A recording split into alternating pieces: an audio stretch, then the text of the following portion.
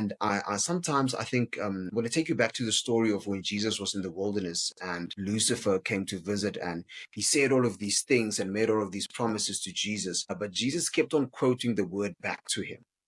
And that is basically how we overcame, right? And I think as businessmen, that is exactly what we can do, is that when those moments of, like, at the moment, I'm not clear as to your question, how to answer it, but I can go back to scripture and basically answer it. I can go back to a book that I'm reading and answer it. I can go back to some teachings, or I can go back into studying to basically just be able to broaden that and answer it to the fullest and know that I'm coming back at my max.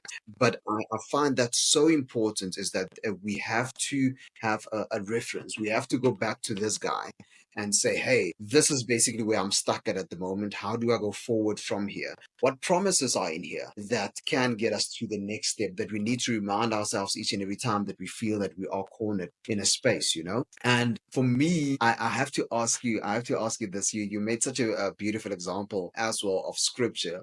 But is there a scripture that comes up a lot to you? Because this is literally the scripture that comes up to me quite a lot when I just cannot think forward within my business.